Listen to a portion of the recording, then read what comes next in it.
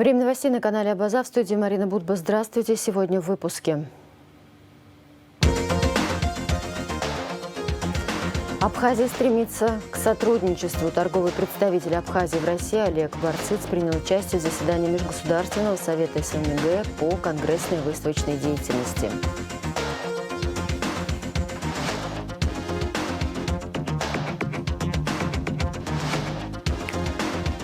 Делать все, чтобы мир знал правду об Абхазии. Почетному председателю Санкт-Петербургского абхазского общества Апсны Рауфу Айба исполнилось 90 лет.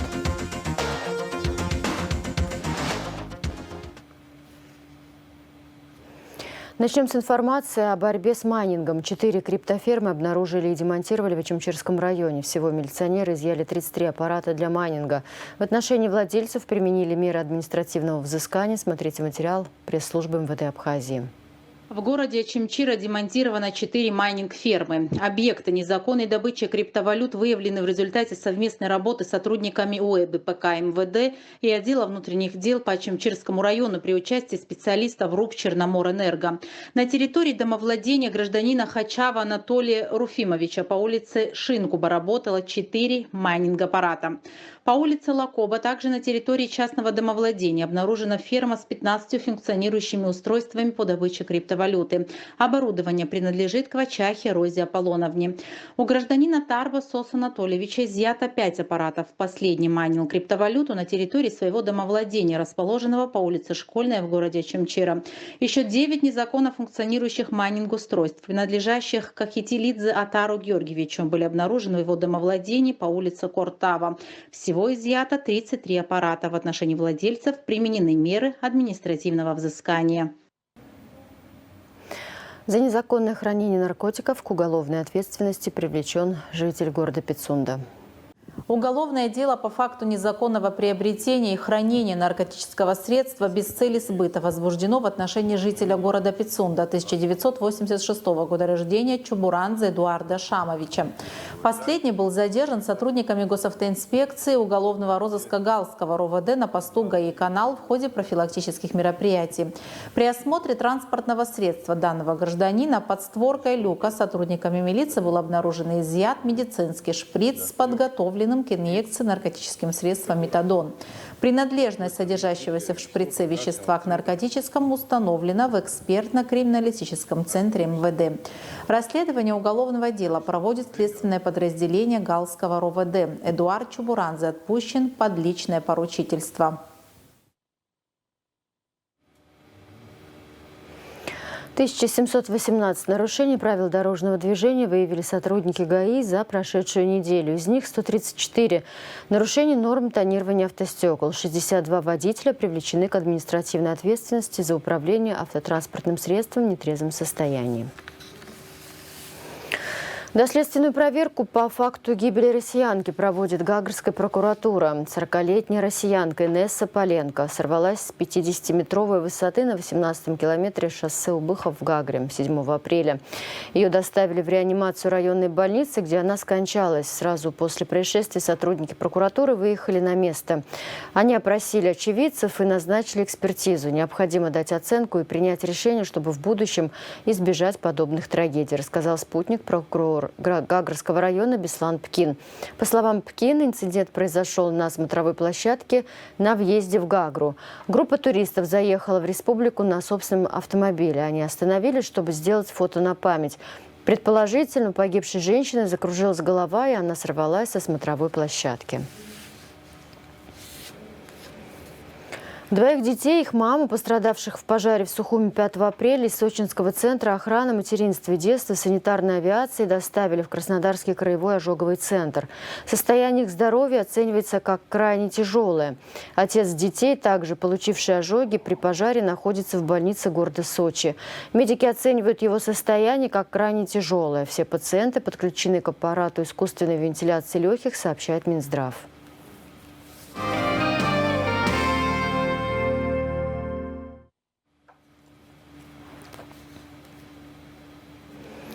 Печальная весть. При проведении специальной военной операции на Херсонском направлении погиб гражданин Республики Абхазия, житель поселка Агудзера. Младший сержант Тумак Владимир Валерьевич, 1988 года рождения. Прощание состоится 9 апреля в 14:00 в поселке Агудзера.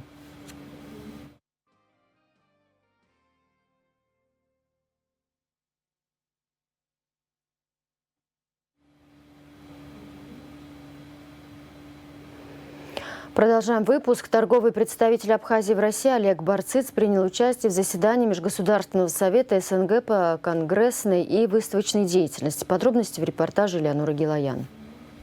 В Москве состоялось очередное заседание Межгосударственного совета по конгрессной и выставочной деятельности.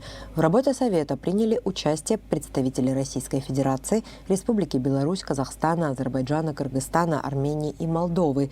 Делегация Республики Абхазия принимает участие в работе совета в 3-й раз. В своем выступлении торгпред Абхазии в России, председатель попечительского совета МКДЦ Олег Барциц подчеркнул, что несмотря на то, что Абхазия формально все еще не является членом Содружества независимых государств, однако настойчиво стремится к сотрудничеству и взаимодействию со странами постсоветского пространства. Абхазия целенаправленно и упорно работает в направлении достижения наилучших контактов с странами, которые готовы с нами взаимодействовать. Прежде всего мы имеем здесь в виду страны постсоветского пространства. Наш евразийский ориентир не подвергается сомнению. Для нас это очень важно, и я убежден, что Абхазия со временем займет свое достойное место среди тех процессов, которые проистекают на евразийском пространстве. Мы в последнее время при помощи наших друзей и партнеров Российской Федерации активизировали контакты с Республикой Беларусь. У нас уже есть достаточно серьезный объем взаимодействия с нашими друзьями и коллегами из Беларуси. Мы надеемся, что экономическое и культурное взаимодействие послужит провозвестником других более серьезных процессов. Я по-прежнему убежден, что присоединение небольшой Абхазии к формату союзного государства России и Беларуси является крайне важным и очень полезным для Абхазии ориентиром, направлением, которое мы должны всячески отрабатывать. Также Олег Барциц посетил выставку «Россия», которая развернута на ВДНХ, осмотрев глобальную экспозицию региона России. Торговый представитель Абхазии в России в сопровождении руководителя технической службы МКДЦ Сергея Баженова проинспектировал национальный павильон Республики Абхазия на ВДНХ, где завершаются реставрационные и строительные работы. По реставрации это те такие очень ювелирные работы, которые идут под руководством и под кураторством Департамента культурного наследия города Москвы. И к ним относится уже установленная, воссозданная скульптура рабочего и колхозницы над порталом главного входа. К ним относятся витражи, 3 витража на правом фасаде, также воссозданное панно на главном фасаде и отреставрированные горельефы на главном фасаде. Сейчас выполняются работы по отливке фонтана на тыльной стороне фасада и воссоздание горельефа быка с изливом, из которого будут как раз выходить водные струи.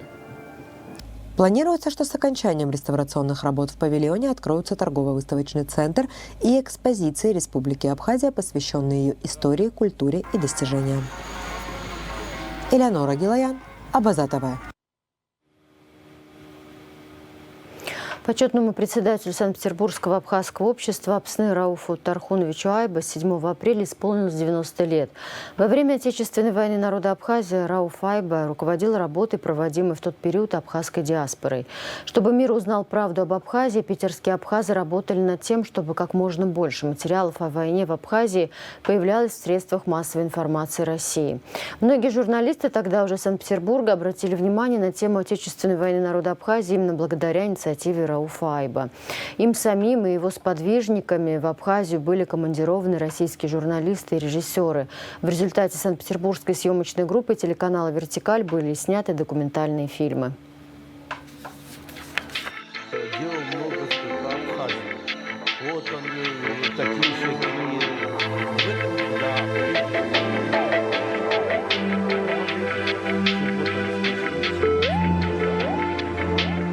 началось с того, что у нас абхазское общество было, Санкт-Петербургское абхазское общество Апсны. Мы проводили какую-то встречу тогда в Доме культуры, во Дворце культуры имени Кирова. И там было телевидение. И мы разговорились, и они говорят: слушайте, а вы не хотите, вот хорошо было поехать туда. Я за это ухватился, мы договорились с ним, что поедем сюда. И, конечно, тогда, я говорю, с ними, только и они предложили, и мое было такое, что надо не показывать вот этот разруху, войну, покажем культуру нашу абхазскую.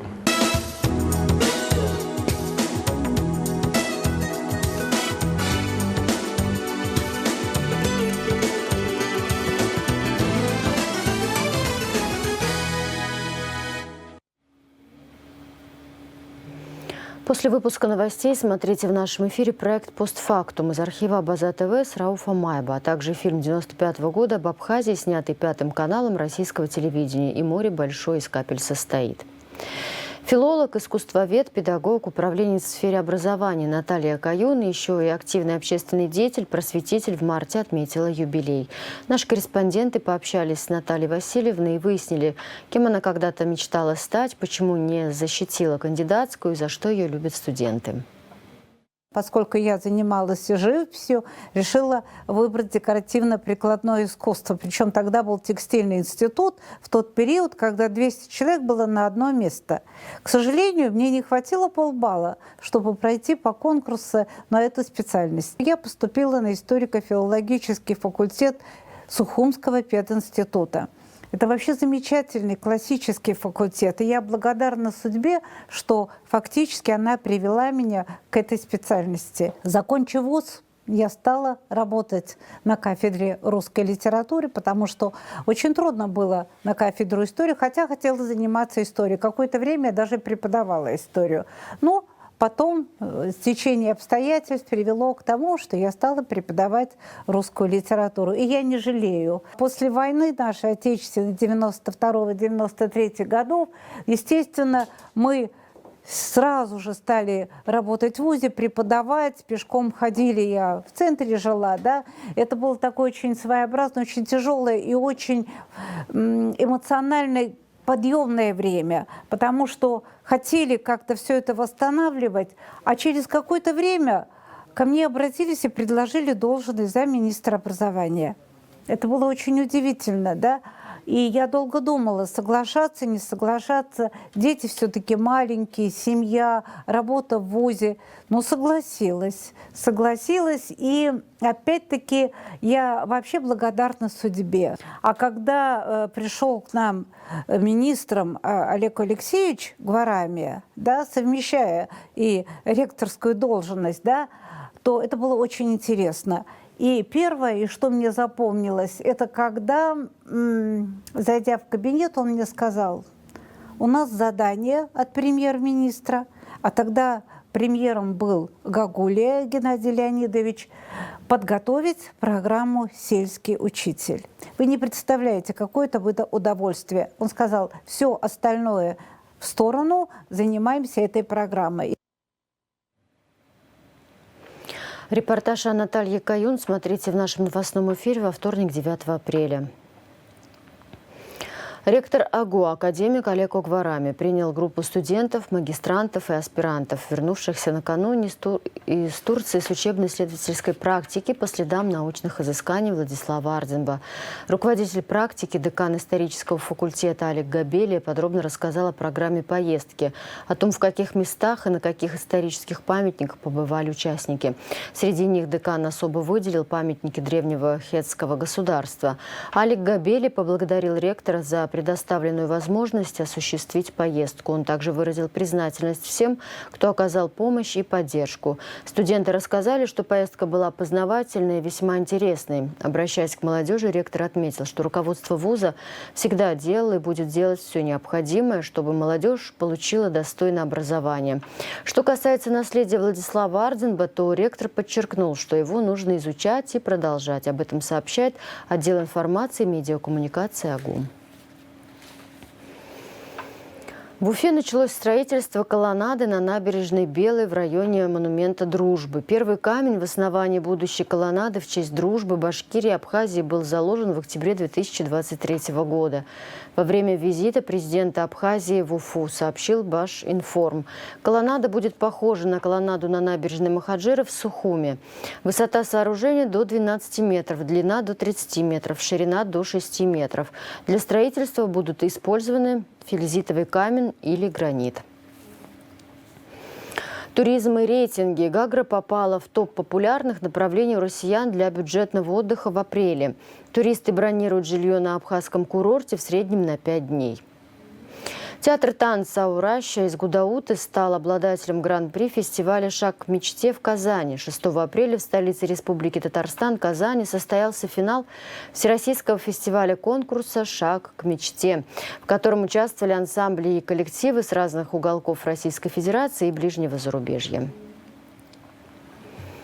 Внимания воды не будет. Водоканал столицы сообщает, что в связи с ремонтными работами во вторник, 9 апреля, будет прекращена подача воды с 0 до 24:00 в районах города Сухум. Старый поселок, Колос, вокзал, улица Адыгейская, Нагорной, центральной части города, ВМ, Маяк. Спорт. Инал Гадели стал победителем, а Анастасия Погосова – серебряным призером всероссийского турнира по дзюдо среди мужчин и женщин в Тамбове, сообщает пресс-служба Госкомитета по делам молодежи и спорту. Инал выступал в весовой категории до 100 килограммов, Анастасия Погосова в весовой категории 52 килограмма. Также на турнире весовой категории 66 килограммов боролся Сабри Бигвава, который уступил во второй встрече спортсмену из Волгограда. Готовил спортсменов тренер Андрей Погосов. Турнир прошел 6-7 апреля в городе. В нем принимали участие 158 спортсменов.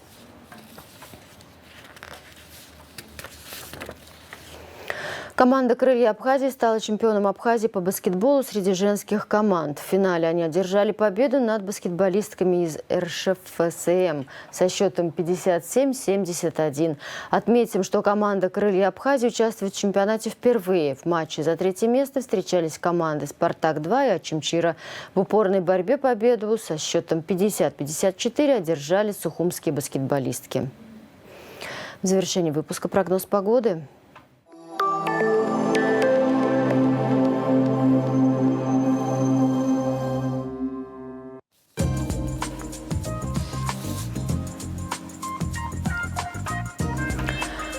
Во вторник, 9 апреля, в Абхазии ожидается переменная облачность, без осадков, местами туман. Атмосферное давление в норме, ветер слабо умеренный, температура воздуха ночью 7-12, днем 16-21. Температура морской воды 13, волнение морской воды слабо умеренное, относительная влажность воздуха 60-90%.